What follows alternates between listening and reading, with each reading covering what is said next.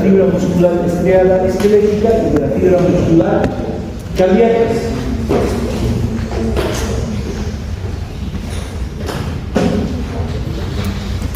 Como vimos, el potencial de acción de la fibra muscular estriada esquelética es muy diferente al potencial de acción de la cardíaca. Como vemos, tiene un potencial de reposo de menos 90. Se produce la despolarización, o sea, se comienza a ser más positivo. Y cuando se produce la despolarización, ¿qué ingresa dentro de la célula? Son microbios. ¿Y cómo se hace el interior de la célula? ¿Negativo? ¿Se hace más negativo? ¿Qué dice aquí? Se hace positivo. Se hace más positivo, porque el interior es negativo. Entonces, como ves aquí, es negativo y se va haciendo más positivo. Entonces, como dijimos, aquí hay un potencial de umbral. ¿Cuánto es el potencial de umbral? Menos 65 milivoltios. Entonces, aquí comienza a ingresar el sodio, primeramente de manera lenta, pero cuando llega a esa potencial de umbral de menos 65, sobrepasa, comienza a ingresar más rápidamente el sodio hasta llegar a su potencial máximo, que es de más o menos más 35 más 40 milivoltios. Llega a más 40 milivoltios y se cierran los canales de sodio y comienza la repolarización. Esta repolarización, ¿por qué se caracteriza?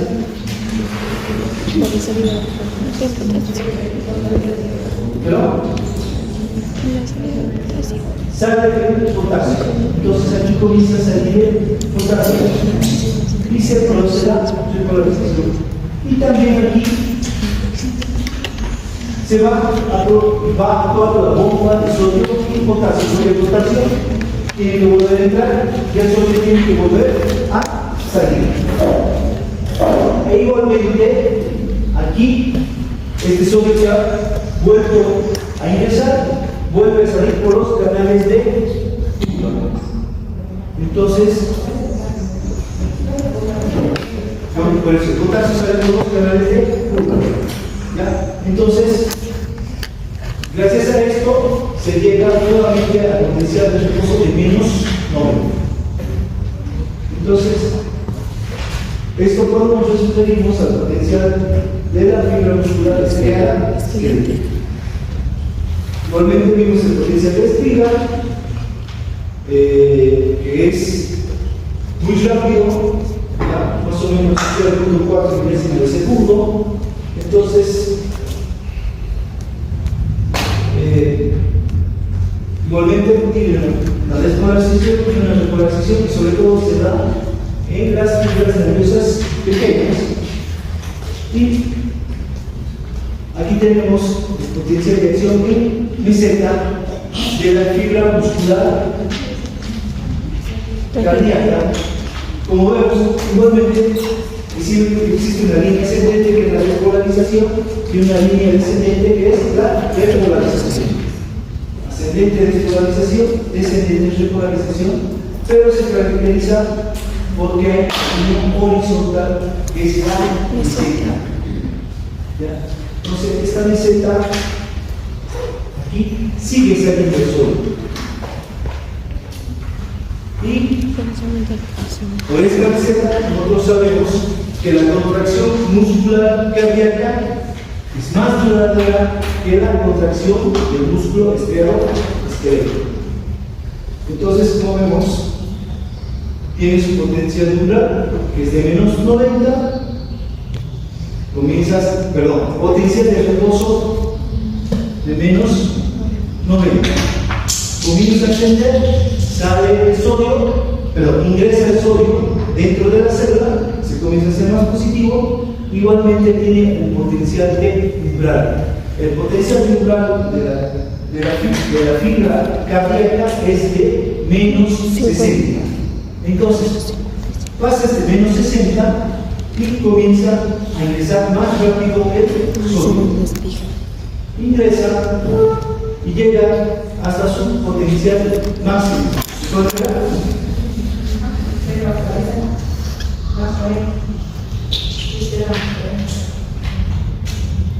Hasta más 60.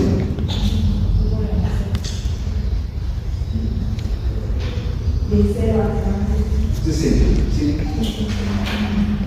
Hasta más 60. Puede ser un poco menos. Entonces, el potencial máximo que llega la fibra cardíaca es de más 60, y ahí se produce su receta. Y aquí están actuando los canales lentos de sodio y calcio. Una vez se cierran estos y comienza la repolarización, donde se produce la salida del potasio. Y luego, también aquí se va a producir la bomba de sodio y potasio, donde 2 potasios entran, 3 sodios salen. Y este potasio que hay ingresado también tiene que volver a salir por los canales de Kuba. Y de esta manera llegamos otra vez a potencial de reposo de menos 90. Entonces todo está resumido aquí. Tenemos la fase 0, que es la despolarización, que va de menos 90 a 0.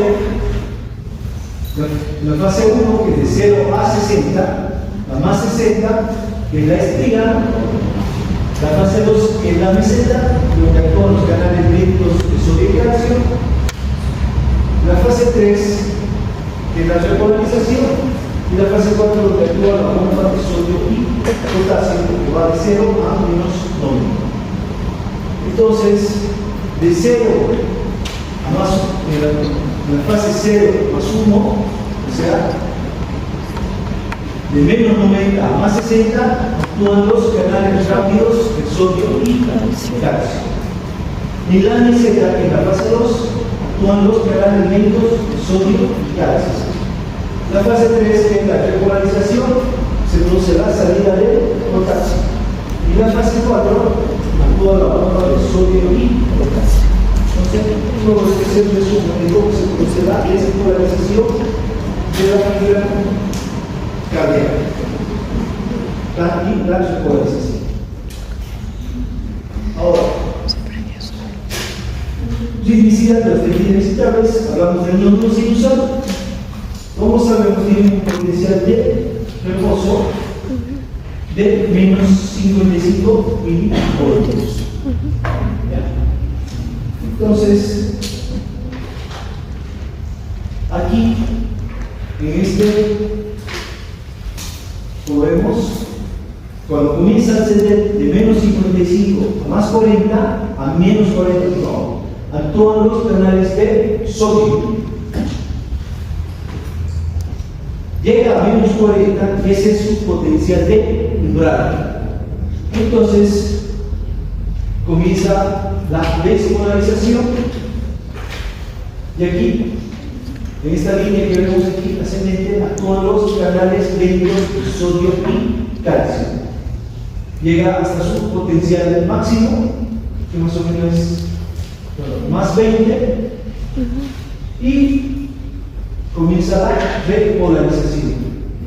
Entonces, aquí comienza la salida del potasio. ¿Qué característica tiene aquí? Comienza a descender, más 20, más 10, 0, llega a menos 40, llega a menos 55, llega a menos 60. O sea, se hace más negativo que el potencial de reposo. ¿Y ahí qué se llama esto? Hiperpolarización. Porque sigue saliendo de potasio. Una vez que llega más o menos menos 60, entonces se cierran los canales de potasio y nuevamente se abren los canales de sodio. Y nuevamente comienza a ascender hasta llegar a menos 40, que es su potencial de umbral, para que luego se abran los canales lentos de sodio y calcio. Entonces, gracias a estos canales de sodio y calcio, es que es un tejido rítmico que da una frecuencia entre 60 a 100 latidos por minuto. Y como dijimos, el nódulo sinusal se puede producir taquicardias en el momento de la frecuencia cardíaca. Y aquí, como dijimos, esta línea va a estar más verticalizada. Y claro, si hubiera una radical de la frecuencia cardíaca en la mitad, esta línea va a estar más horizontalizada o echada, si usted quiere decirlo así. Bueno, hay algunas dudas sobre esta parte de los potenciales de acción tanto de la fibra muscular esquelética como de la fibra cardíaca, porque esto es lo que va a entrar al examen práctico. ¿Cómo es el examen práctico? El examen práctico lo toma la profesora Mora. Eso vamos a hablar esta tarde, profesora Mora. Porque yo los exámenes prácticos los tomo varios. Les toca un bobo, por ejemplo, despolarización de la fibra cardíaca. Tiene que explicar todo esto. ¿Perdón? No, es el examen de la competencia, que vale, creo que el 50-60%. ¿No? ¿Ah? Sí, eso vamos a definir esta tarde. ¿Cuánto va a valer? Ahora vamos a ver esta última parte, ¿ya? Y de demandas vamos a comenzar a avanzar lo que es contracción muscular esquelética. Entonces, en esta parte vamos a ver lo que son las características de los troncos nerviosos. Como sabemos, las fibras nerviosas pueden ser de dos tipos, son mielínicas y amielínicas.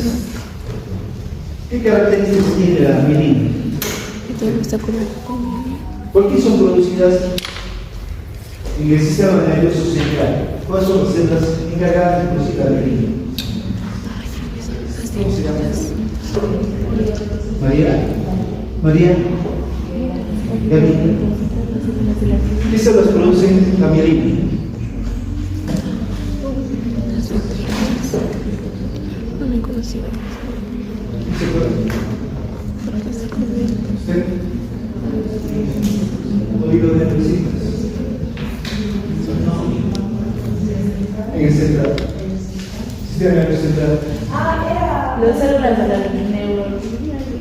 Neuroglias son células de sostén.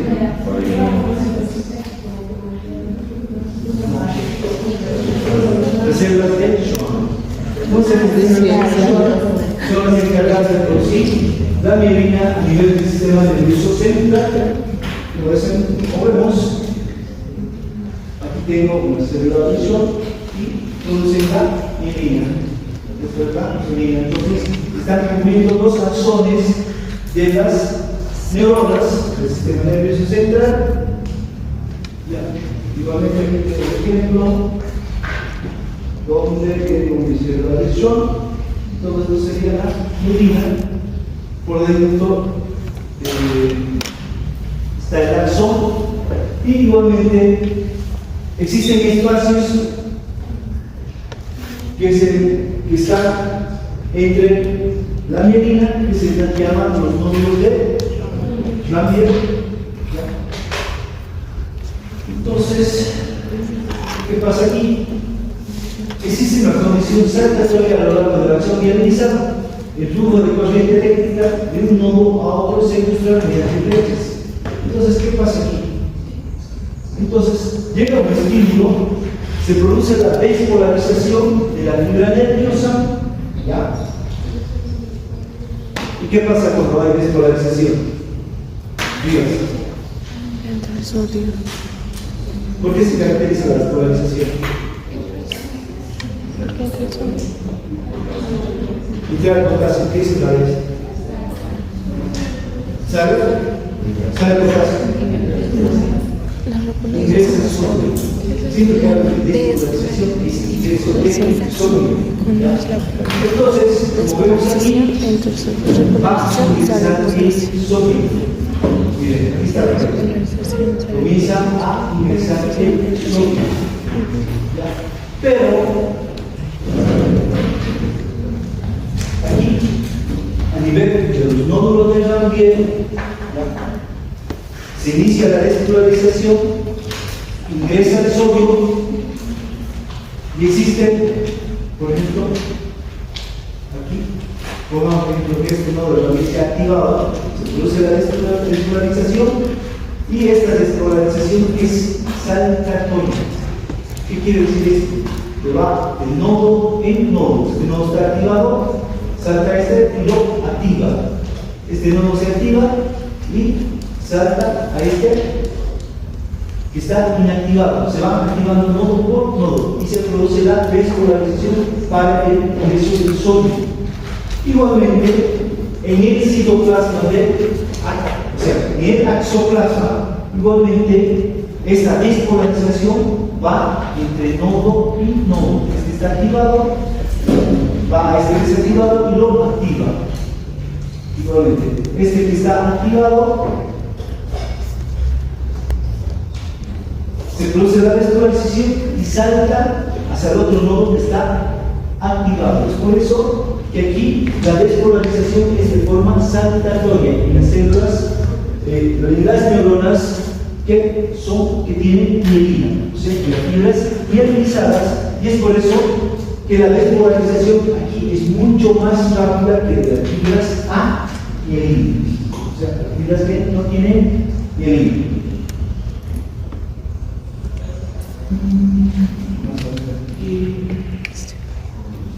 Por ejemplo, aquí tengo una fibra sin mielina, o sea, una fibra amielina. Entonces, aquí nuevamente se produce la despolarización y se caracteriza por el ingreso del sodio dentro de la célula, de la neurona, y la despolarización va igualmente que de las otras células de A a B. ¿Ya? Entonces, se comienza a despolarizar toda la neurona. Pero, en cambio aquí, es muy diferente en una fibra mielinizada. Se produce la despolarización y esta despolarización es saltatoria. ¿Ya? Entonces, este nodo se activa, se despolariza y salta este potencial de acción a este activado, a este inactivado, ¿no? Lo activa y nuevamente salta al otro nódulo que se encuentra inactivado y produce el ingreso del sodio dentro del axoplasma. Pero en el axoplasma pasa lo mismo. Esta despolarización, el impulso nervioso viaja a través del axoplasma, igualmente produciendo la despolarización de los nodos. Es por eso que es mucho más rápida la despolarización, o si quieren, el impulso nervioso viaja mucho más rápido. Entonces, en la fibra mielínica, el impulso va a viajar 100 metros por segundo. En cambio, en las fibras amielínicas, los impulsos nerviosos viajan de 0,25 a 0,5 metros por segundo. Pero, cuando veamos neurofisiología, vamos a ver que existe una serie de fibras mielínicas y igualmente de fibras amielínicas. Entonces, si vemos todo esto, ¿cuál es más rápido? Las mielínicas. ¿Por qué? Porque el impulso nervioso viaja de forma saltatoria. Igualmente aquí, cuando se produce la repolarización, ¿por qué se caracteriza la repolarización? ¿Sabía eso? ¿Sabía eso? Salen del potasio. Siempre que hablas de potasio, está hablando de repolarización. Sodio, despolarización. Entonces, cuando se produce la repolarización, igual se produce la salida de potasio. Bueno, esto así a grandes rasgos, porque cuando veamos, vamos a ver que mucho depende de los neurotransmisores. Hay neurotransmisores que son excitatorios y otros que son inhibitorios.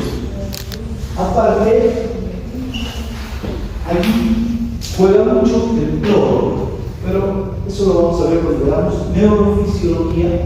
Solo quería que entiendan esta parte de las fibras mielínicas y de las fibras amielínicas, porque el impulso nervioso viaja más rápidamente en las mielínicas que en las amielínicas.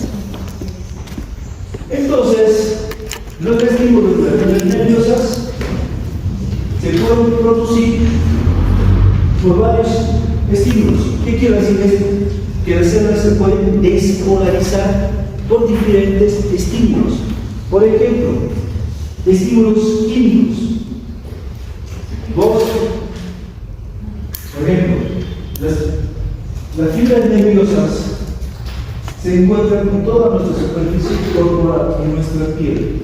Si vos te quemas con ácidos o álcalis, vas a producir despolarización de las fibras nerviosas, por lo tanto, te va a producir dolor.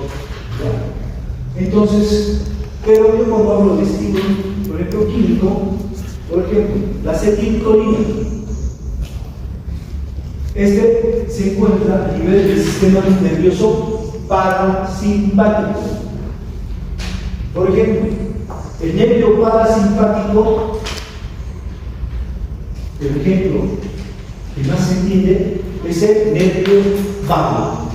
¿Qué parte craneal es el vago? El 10. ¿Ya? Entonces este nervio vago se caracteriza por producir acetilcolina. Sobre todo, ahora podamos ver este nervio vago va a ir y se va a conectar al nódulo sinusal. Entonces el nervio vago se conecta con todo, con los pulmones, con el sistema gastrointestinal. Pero pongamos aquí ejemplo el nódulo sinusal que ya vamos a hablar. Entonces sabemos que el nervio vago va a producir acetilcolina. ¿Y qué va a hacer esta acetilcolina? ¿Aumenta la frecuencia cardíaca o disminuye la frecuencia cardíaca del nódulo sinusal? Disminuye. La aumenta. ¿Ya? Sí, es el parasimpático. ¿Qué dicen? Disminuye. La acetilcolina, ¿qué hace sobre el nódulo sinusal? Ellas dicen que lo aumenta la frecuencia cardíaca, produce taquicardia. ¿Sí o no? Disminuye, es el parasimpático. Porque la bradicardia disminuye. El acetilcolina disminuye y hace que llegue a la bradicardia. Aumenta. Disminuye. Venga. Aumenta. Allá, allí. Disminuye. ¿Sí vas a decir? Disminuye. Julián. Disminuye. Yo y mi lógica es parasimpático. Su lógica. Ya. Ali, ¿por qué disminuye la frecuencia cardíaca? Porque la frecuencia cardíaca. Sí, usted ha dicho que disminuye.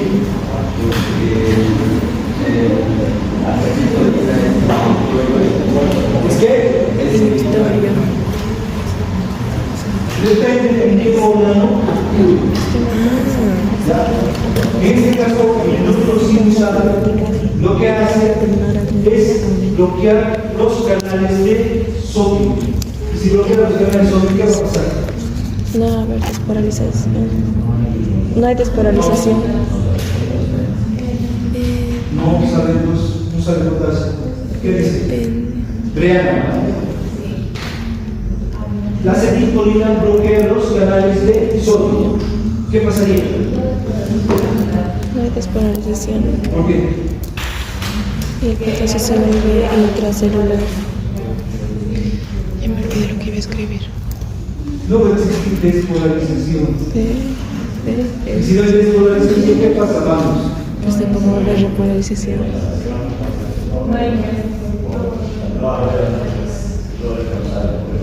Eso es la fibra muscular. No va a haber despolarización, por lo tanto no va a haber contracción, por lo tanto se va a producir bradicardia, baja la frecuencia cardíaca, muy diferente una noradrenalina. La noradrenalina me aumenta la despolarización, hace que ingrese más sodio y haya más contracciones cardíacas, por lo tanto me va a aumentar la frecuencia cardíaca. No olvidar que esta acetilcolina también se encuentra a nivel de los nervios somáticos, o sea, los nervios que llevan los músculos. Entonces aquí, ¿qué va a pasar?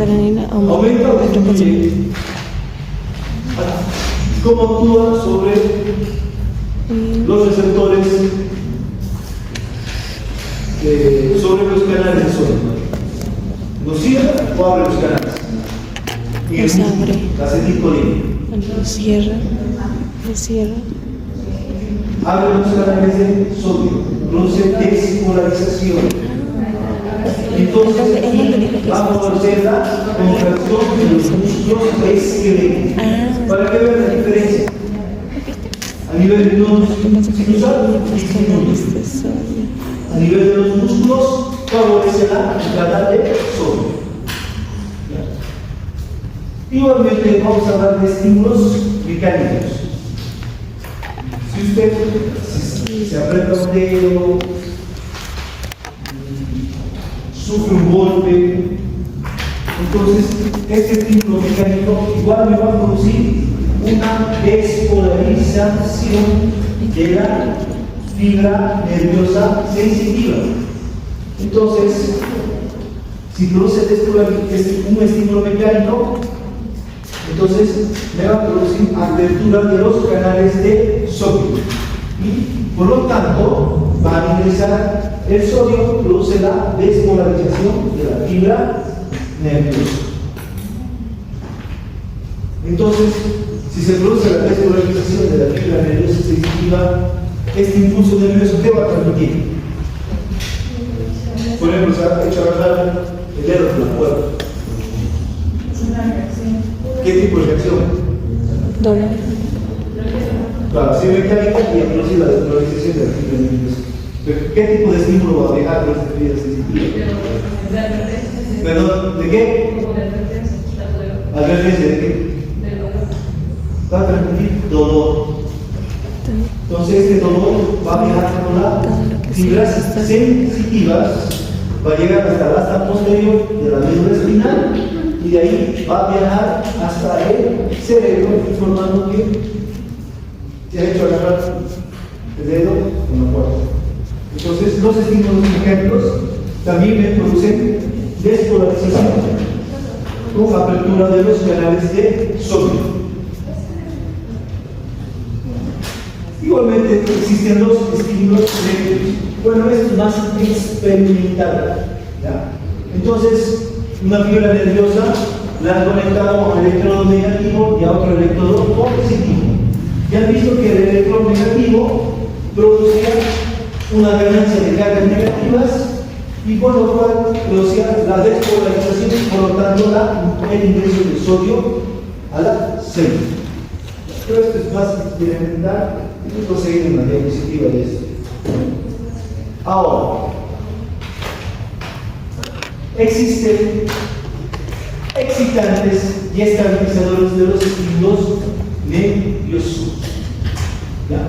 Entonces, la excitabilidad es la propiedad del nervio de aumentar los estímulos nerviosos. Por ejemplo,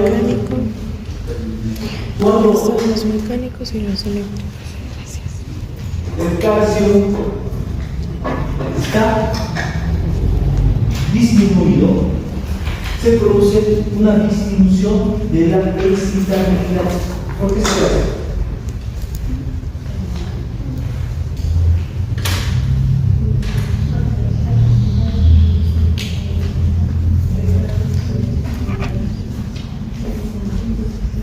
Pero cuando el calcio está disminuido, la excitabilidad está aumentada. ¿Por qué será? Porque no se quiere el sodio.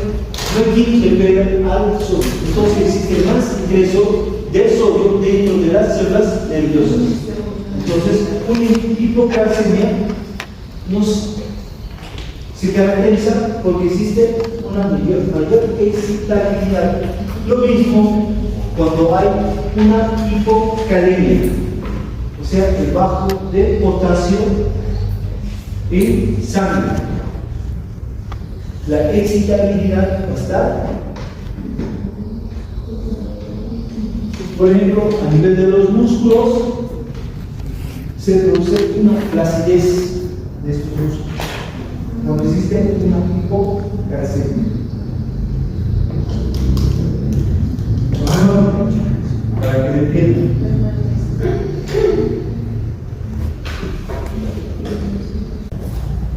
¿Ya? Porque no hay potasio que ingrese. ¿Ya? Entonces, el músculo se sigue contrayendo y se hace una contracción prolongada. ¿Qué se llama eso? No, calambre. Los calambres se producen por hipocalemia. Por eso es recomendado consumir potasio por cual calambre. Entonces, ¿qué tienes que consumir aquí? Jugos de tomate, pomelo,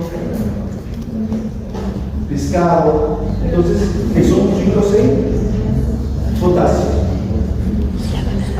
Ahora, cuando hablo de estabilidad de la membrana de los estímulos nerviosos, es cuando no existe respuesta a los estímulos.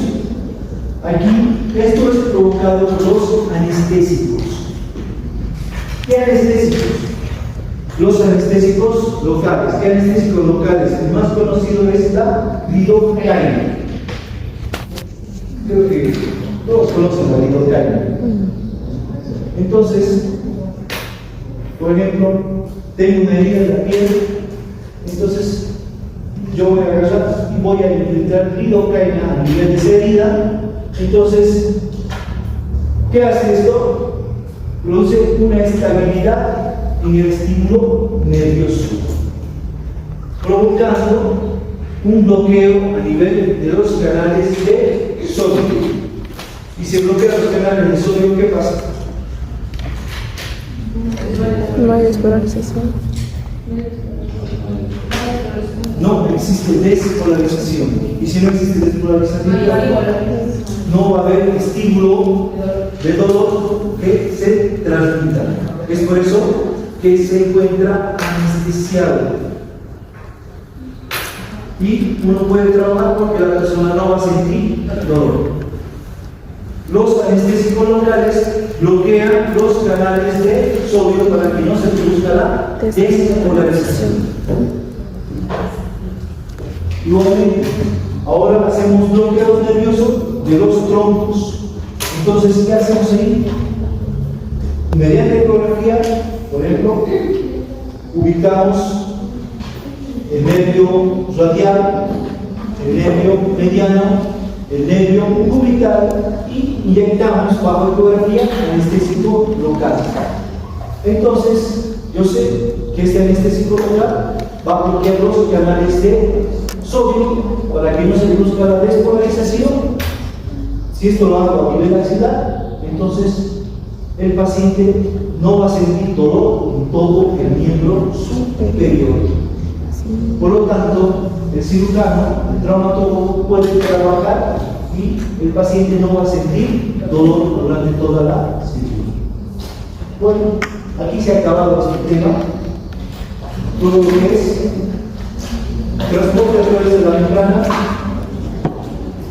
y lo que es despolarización y repolarización. Entonces, el día martes vamos a comenzar con lo que es contracción del músculo externo de las piernas.